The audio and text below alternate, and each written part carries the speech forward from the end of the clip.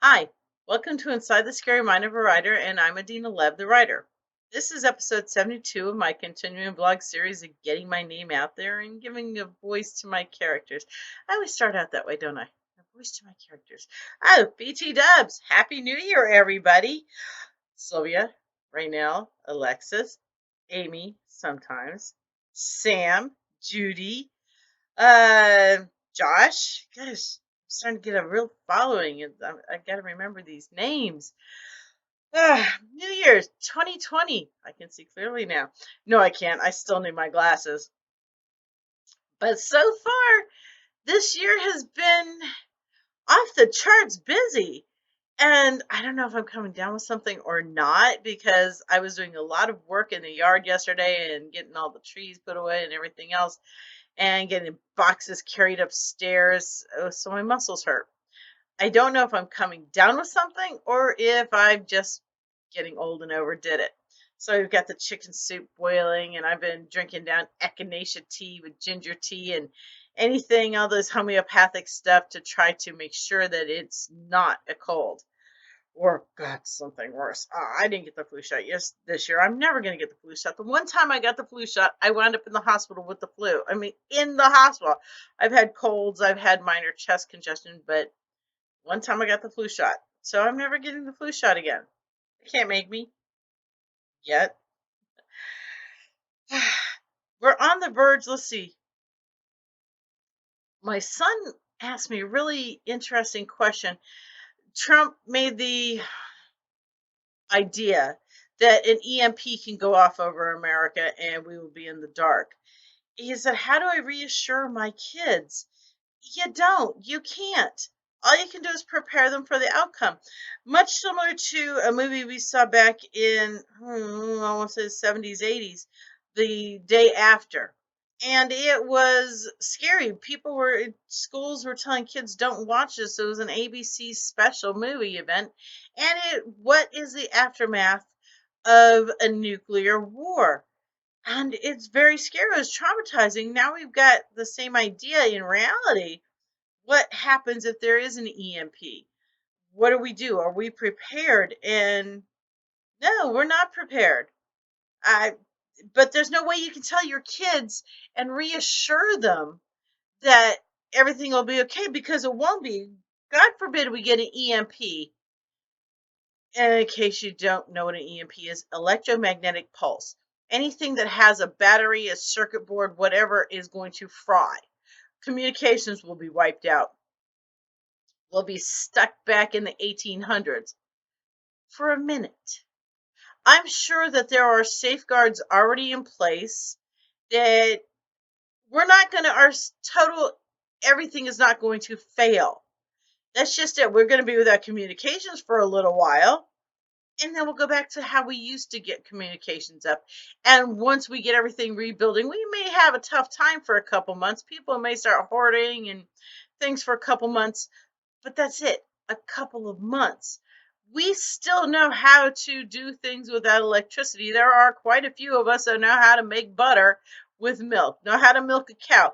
The farmers will be fine because they already are ready for this. And people who have read about things like this, all you preppers out there, you're already ready for this. So this may be my last video for a while. No. I'm going to have a little bit of faith that the powers that be are not going to totally lose their minds. Inside the scary mind of a writer. I have been so busy, I have not been doing any writing on paper. I've been doing it in my head, and I've got chapters in my head that I just got to get down onto paper. But I'm still trying to recover from being gone for 2 weeks and the holidays, and I've got one quilt left back there to do, and that is for my grandson CJ's birthday, who's coming up. His first birthday is coming up soon. So I've got to finish his quilt, and my other grandson, his big brother, Warren, I've started making a big brother quilt because, well, the baby gets his first birthday quilt. That's the same day you became a big brother, so you should have a quilt to mark that occasion.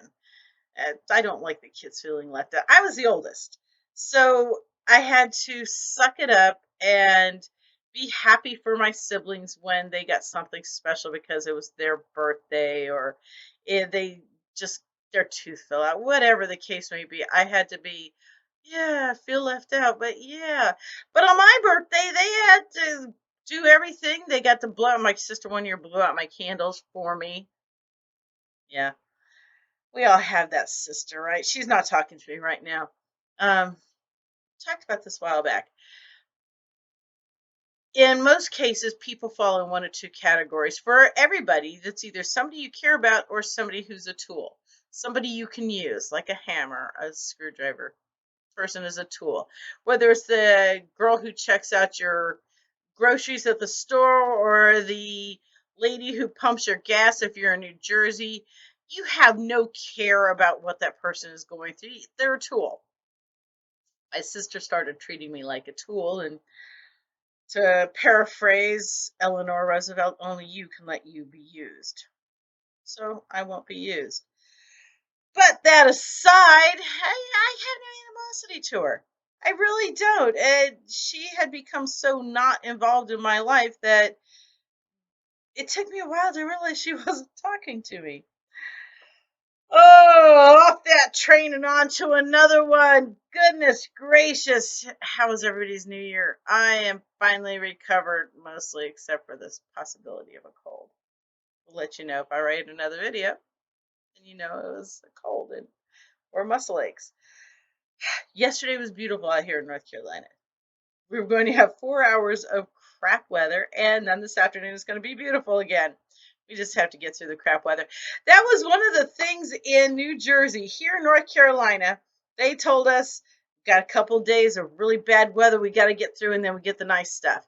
I got to New Jersey for New Year's, and the newscaster says, we're working on getting those skies clear for you. What? Do they have weather control in New Jersey that the rest of the country doesn't know about that we need to actually use? Let's send that shit, get all the rain to Australia. They need it there desperately. I guess it's a matter of the spin, right? Which leads you to another idea for another book. And that's another thing is everything leads to an idea of another book. And so I have a actual tablet, paper, pen, where I write down all these ideas and things I want to write about. I've got a fantasy series in my head that I want to start putting down, but first I've got to get done with the book for Norma. And Norma turns 100 next week. I was supposed to have lunch with her today, but with this crappy as I'm feeling, there's no way I wanted to expose her to anything that I may or may not have. It's Chicago. Chicago makes people ill. I'm swearing. No, I can't say it. I guess last year I didn't get a cold at all and I visited Chicago. Oh, enough with me rambling. I am going to actually go I got to finish Carter's blankets, CJ's blankets today. So I'm going to go out there and I'm going to give that old, maybe know how to try and get this blanket edge. It's not the blanket that's hard, it's the embroidery that takes so much time because you can embroider for 3-4 hours and only get as 2x2 square of area done. So I usually have a full year to work on these, and this time Alexis and Amy have their kids so close together, they're 5 months apart. So I finished up uh, Jason's right before his birthday. Well, I finished up several months before his birthday and started working on Carter's, and then I had all those quilts to do, and so ought to be the grandma stuff. This is Adina Lev inside the Scary Mind Writer. I haven't been talking too much about the scary mind, but I've been talking about scary people. I'll be babbling at this camera next week. And Judy, I look forward to talking to you soon. Y'all be safe out there. Bye.